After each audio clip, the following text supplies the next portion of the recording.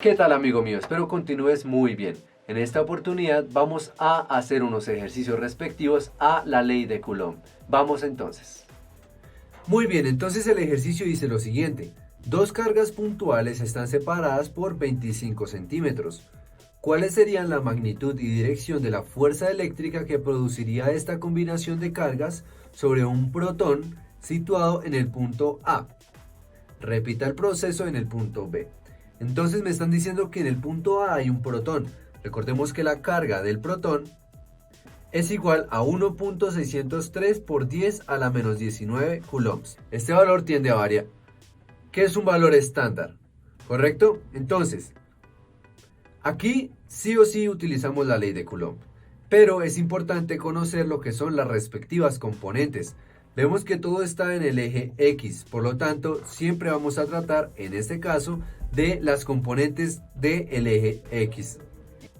Inicialmente se podría calcular por la parte vectorial, haciendo uso de la fórmula de la ley de Coulomb vectorial, donde hablábamos de unas magnitudes, bueno, la cual sería la siguiente.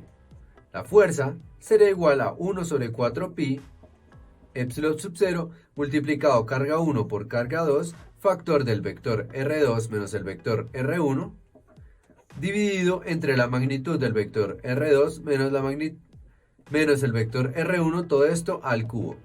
Se podría hacer por este lado, pues ahí podríamos calcular estos vectores tomando como punto de inicio el A. Y desde ahí calcularíamos los respectivos vectores conociendo las magnitudes. Pero por practicidad y para que te quede aún más claro, lo vamos a hacer por el otro lado, donde hablamos de las magnitudes. Entonces, tomemos como punto origen el eje A. Tenemos acá que A va a ser el punto origen. Tenemos aquí Y menos Y, X y menos X. Ahora, tomando este punto, vamos a calcular las magnitudes respectivas.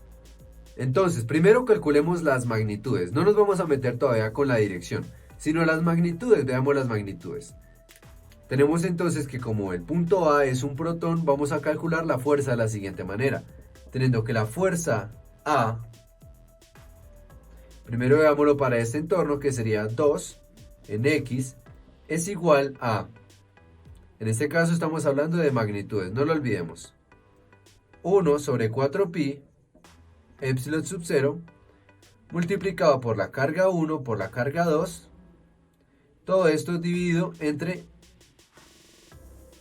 la distancia al cuadrado. Como estamos hablando de magnitudes, aquí tendríamos la magnitud de las cargas o el valor absoluto de las cargas.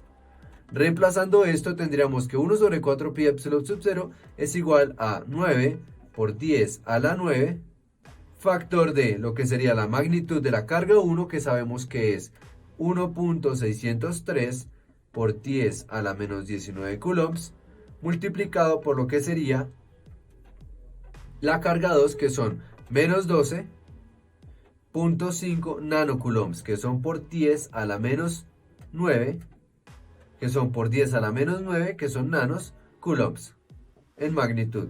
Y todo esto dividido entre la distancia que hay entre estos dos puntos al cuadrado. Vemos que son 10 centímetros, por lo tanto sería pasado en metros 0.1 metros al cuadrado.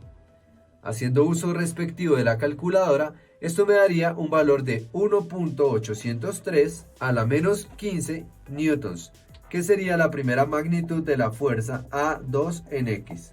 Vamos con la siguiente. La siguiente magnitud sería la magnitud de la fuerza A1 en X, que sería para esta carga.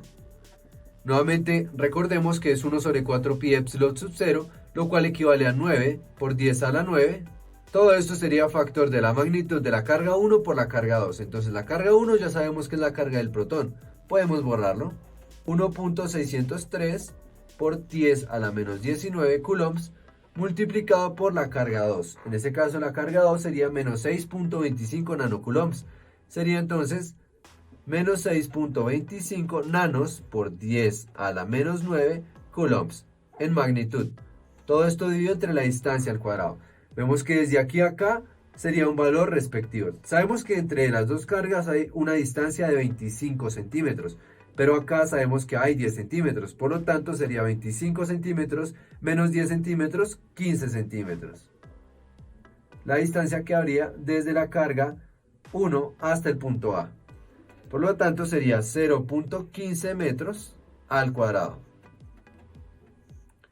Y haciendo uso respectivo de la calculadora, esto nos daría un valor de 14.007 por 10 a la menos 16 newtons.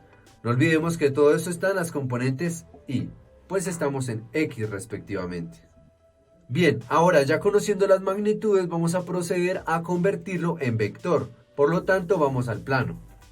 Vemos entonces que si aquí tenemos una carga positiva que es un protón, que estaría ubicado en todo el centro, ahí existirían las siguientes interacciones. Como son cargas de signos opuestos, vemos que el vector fuerza va a tender a unirse. Por lo tanto, vamos a tener estas direcciones que tendríamos acá. Y acá igual manera, como son opuestos, van a tender a unirse, teniendo así las siguientes interacciones. Entonces, en este orden de ideas, si estamos calculando la fuerza, la magnitud de la fuerza A1 en X, A1 en X sería 1 a 1 sería la fuerza que se está generando a partir de la carga 1. Por lo tanto, esta sería la fuerza A1. Y en el caso de la fuerza A2 sería la fuerza que me genera la carga número 2, que sería la fuerza A2. Punto de referencia aquí el 0, vemos que la fuerza A1 tendría una dirección inversa al eje, por lo tanto sería negativa. Y esta sería positiva. Entonces tendríamos que la fuerza A2 va a ser positiva y la fuerza A1 va a ser negativa.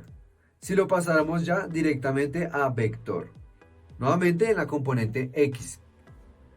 Por lo tanto, se procede a sumar las fuerzas resultantes en la componente X para encontrar la fuerza total. Vemos entonces que la fuerza total en AX, pues no tenemos interacciones en el eje Y, sería igual a la suma de estas dos fuerzas, lo cual va a ser igual a la fuerza A1 más la fuerza A2, que es menos 14.007 por 10 a la menos 16 newtons en la componente Y, más 1.803 por 10 a la menos 15 newtons en la componente Y.